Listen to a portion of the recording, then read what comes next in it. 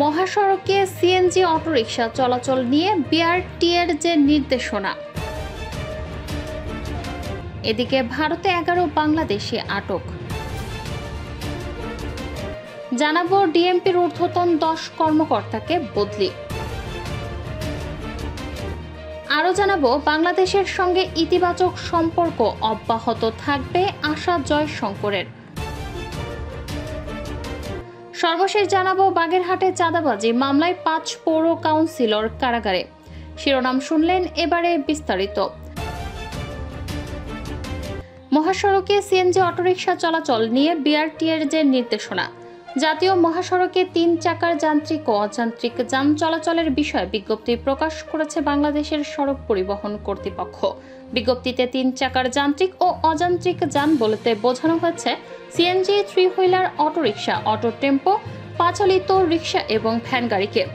বুধবার 25শে September BRTA এ বিশেষ বিজ্ঞপ্তি দেয়। সংস্থাটি বলেছে, কিছুদিন যাবৎ আইন অমান্য করে জাতীয় মহাসড়কে 3 চাকার যানবাহন চলাচল করছে। এতে সড়ক দুর্ঘটনা বৃদ্ধি সহ জনমনে বিরূপ প্রতিক্রিয়া সৃষ্টি হচ্ছে। এমন অবস্থায় সড়ক নিরাপত্তা বিধানে দেশের সকল মহাসড়কে 3 হুইলার, অটোরিকশা, অটো টেম্পো ও অযান্ত্রিক যানবাহন চলাচল নিষিদ্ধ থাকবে।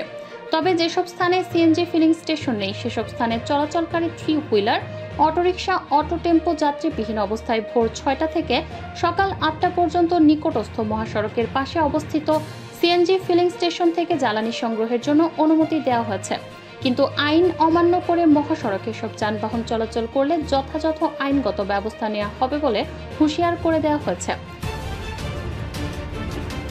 ভারতে 11 বাংলাদেশি আটক। অনুপ্রবেশের অভিযোগে ভারতের 2 রাজ্য থেকে 11 জন বাংলাদেশিকে গ্রেফতার করেছেন দেশটির নিরাপত্তা বাহিনী। তাদের মধ্যে 6 জনকে তামিলনাড়ু থেকে এবং বাকি 5 জনকে মহারাষ্ট্র থেকে আটক করা হয়। বুধবার 2টি পৃথক প্রতিবেদনে ভারতীয় সংবাদ মাধ্যম দ্য হিন্দু ও ইন্ডিয়া টুডে এ খবর জানিয়েছে। দ্য হিন্দুর খবরে বলা হয়, মঙ্গলবার তামিলনাড়ু রাজ্যের তিরুপ্পুর জেলা থেকে 6 জন বাংলাদেশি নাগরিককে গ্রেফতার করা হয়েছে। শহরের একটি বাস স্ট্যান্ড থেকে স্থানীয় পুলিশ ও র্যাপিড অ্যাকশন ফোর্স তাদের আটক করে।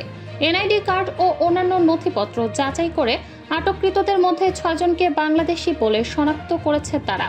আটককৃতদের একটি নিট ওয়্যার কারখানায় চাকরি দেওয়ার লোভ দেখিয়ে ভারতের তামিলনাড়ু রাজ্যে মুথালি পালায়ামে নেওয়া হয়েছিল বলে জানিয়েছে দ্য হিন্দু। আটক 6 জনই বাংলাদেশের নারায়ণগঞ্জের বাসিন্দা। তারা হলেন ধনবীর বয়স 39, রাশিদ গাহুন বয়স 43, মোহাম্মদ আসলাম বয়স 41, মোহাম্মদ আল ইসলাম বয়স 37, মোহাম্মদ রাগুল আমিন বয়স 30 ও শাহুমুন শেখ বয়স 38। অন্যদিকে ইন্ডিয়া টুডের প্রতিবেদনে বলা হয়, বেআইনিভাবে ভারতে থাকার অভিযোগে রোববার 22শে সেপ্টেম্বর মহারাষ্ট্রের পালঘর জেলা থেকে 5 জন বাংলাদেশিকে গ্রেফতার করেছে পুলিশ। তাদের বিরুদ্ধে মামলাও করা হয়েছে। মহারাষ্ট্র পুলিশের ইন্সপেক্টর সৌরভী পাওয়ার বলেছেন, একটি গোপন তথ্যের ভিত্তিতে পুলিশের অ্যান্টি হিউম্যান ট্রাফিকিং সেল নালা সোপারার একটি বস্তিতে অভিযান চালিয়ে তাদের আটক করে। আটককৃতরা হলেন আরশাদ রহমতুল্লাহ গাজী বয়স 52, আলিম মোহাম্মদ দিন মোহাম্মদ মণ্ডল বয়স 56, মিরাজ সাহেব মণ্ডল বয়স 19, সাজাদ কাদির মণ্ডল বয়স 45 ও সাহেব পঞ্চানন সর্দার বয়স 45। ডিএমপির ঊর্ধ্বতন 10 কর্মকর্তাকে বদলি। ঢাকা মেট্রোপলিটন পুলিশের ডিএমপি কমিশনার, 3 জন উপ পুলিশ কমিশনার, 4 জন অতিরিক্ত উপ পুলিশ কমিশনার ও 3 জন সহকারী পুলিশ কমিশনারকে বদলি করে নতুন করে দায়িত্ব দেওয়া হয়েছে। বুধবার ডিএমপি কমিশনার মোহাম্মদ মাইনুল হাসানের সই করা পৃথক 3টি আদেশে বদলি করা হয়। বদলি হওয়া 3 ডিসি হলেন প্রোটেকশন বিভাগের মোহাম্মদ নজরুল ইসলামকে ডিএমপি সদর দপ্তরের সংযুক্ত, মোহাম্মদ মাসুদ আলমকে গোয়েন্দা সাইবার অ্যান্ড স্পেশাল ক্রাইম বিভাগের উত্তর ও দক্ষিণ বিভাগে এবং মোহাম্মদ ইবনে মিজানকে প্রোটেকশন বিভাগে বদলি করা হয়েছে। বদলি হওয়া 4 এডিসি হলেন মোহাম্মদ মিজানুর রহমানকে ইন্টেলিজেন্স অ্যান্ড অ্যানালাইসিস বিভাগে, মোহাম্মদ তানভীর হোসেনকে পালিং research and human resource development বিভাগে, professional standard and internal investigation বিভাগের জোনায়েদ আফরাদকে ডিএমপি সদর দপ্তরের সংযুক্ত এবং মোহাম্মদ মাহবুবুর রহমানকে professional standard and internal investigation বিভাগে বদলি করা হয়েছে।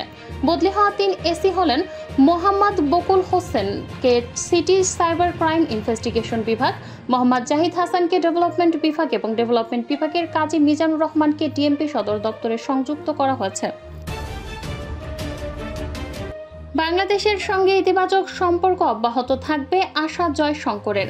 বাংলাদেশের সঙ্গে ভারতের ইতিবাচক ও গঠনমূলক সম্পর্ক অব্যাহত থাকবে বলে আশাবাদ ব্যক্ত করেছেন দেশটির পররাষ্ট্রমন্ত্রী এস জয়শঙ্কর। মঙ্গলবার নিউ ইয়র্কে এশিয়া সোসাইটি ও এশিয়া সোসাইটি পলিসি ইনস্টিটিউট আয়োজিত ভারত এশিয়া বিশ্ব শিরোনামের অনুষ্ঠানে বক্তব্য দেওয়ার সময় এই অভিমত ব্যক্ত করেন তিনি। তার দাবি, ভারত প্রতিবেশী রাষ্ট্রগুলোর রাজনৈতিক বিষয় নিয়ন্ত্রণের চেষ্টা চালায় না। জয়শঙ্কর বলেন, সম্পর্ক নিয়ে আগাম কোনো ধারণায় উপনীত না হওয়ার অনুরোধ করব সবাইকে। বিষয়টা এমন নয় যে ভারত তার সব প্রতিবেশী দেশের রাজনীতি নিয়ন্ত্রণ করতে চাইছে। বাংলাদেশ ও শ্রীলঙ্কাকে নিঃশর্তে সহায়তা করেছে ভারত। সম্প্রতি দুই দেশের সরকার পরিবর্তনের বিষয়টি নয়াদিল্লির জন্য বৈরী পরিবেশ সৃষ্টি করেছে। এমন মন্তব্যের জবাবে ভারতের পররাষ্ট্রমন্ত্রী একথা বলেন।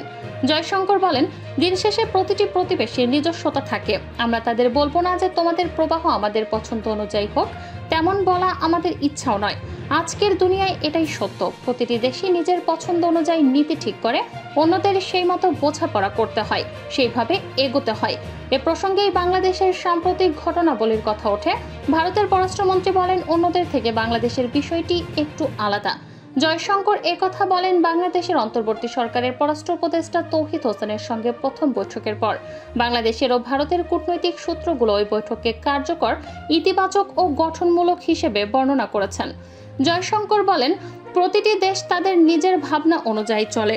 পররাষ্ট্র নীতির ক্ষেত্রে আপনাকে যে কোনো বিষয়ে জেনে বুঝে যে সে অনুযায়ী সাড়া দিতে হবে। আমি আত্মবিশ্বাসী যে সবকিছুর শেষে আমরা অনুধাবন করব যে প্রতিবেশী হিসেবে আমরা একে অপরের ওপর নির্ভরশীল। বাগেরহাটে চাঁদাবাজি মামলায় 5 পৌর কাউন্সিলর কারাগারে। বাগেরহাট জেলা প্রশাসকের কার্যালয়ে সভা শেষ করে বের হওয়ার পর বাগেরহাট পৌরসভার 5 কাউন্সিলরকে গ্রেফতার করেছে পুলিশ। বুধবার 25শে সেপ্টেম্বর দুপুর জেলা প্রশাসকের কার্যালয় চত্বর থেকে তাদের গ্রেফতার করা হয়। গ্রেফতারকৃতরা হলেন বাগেরহাট জেলা শ্রমিক লীগের সভাপতি ও বাগেরহাট পৌরসভার 8 নম্বর ওয়ার্ডের কাউন্সিলর রেজাউর রহমান মন্টু, বয়স 59, জেলা কৃষক লীগের সভাপতি ও 5 নম্বর ওয়ার্ডের কাউন্সিলর আবুল হাশেম শিপন, বয়স 60, জেলা যুব মহিলা লীগের সাধারণ সম্পাদক ও 4, 5, 6 নম্বর ওয়ার্ডের নারী কাউন্সিলর তানিয়া খাতুন, বয়স 53, 7, 8, 9 নম্বর ওয়ার্ডের নারী কাউন্সিলর কোহিনুর বেগম, বয়স 63 এবং 1, 2, 3 নম্বর ওয়ার্ডের নারী কাউন্সিলর আসমা আজাদ, বয়স 52। বাগেরহাট মডেল থানা পুলিশ সূত্রে জানা যায়, 18 সেপ্টেম্বর বাগেরহাট সদর উপজেলার দেপাড়া গ্রামের আলতাফ মাহমুদ হাওলাদার বাদী হয়ে বাগেরহাট মডেল থানায় একটি চাঁদাবাজি ও মারপিটের মামলা করেন।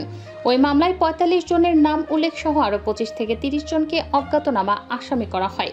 মামলায় বলা হয়, 3 আগস্ট মামলার বাদী স্ত্রীকে নিয়ে বাড়ি ফেরার পথে আসামিরা মুখাইটু মোড়ে তার গতিরোধ করে মারধর করেন, চাঁদা দাবি করেন ও স্ত্রীর সম্মানহানি করেন। এই মামলায় গ্রেপ্তার দেখিয়ে আসামিদের আদালতে প্রেরণ করা হয়েছে। পরে আদালত তাদেরকে কারাগারে প্রেরণের আদেশ দেন। বাগেরহাটের অতিরিক্ত police super crime and Raselur Rahman বলেন, বাগেরহাট সদর থানার একটি চাঁদাবাজির মামলায় তিনি 3 নারী ও 2 পুরুষ কাউন্সিলরকে গ্রেপ্তারের পর আদালতের মাধ্যমে কারাগারে পাঠানো হয়েছে।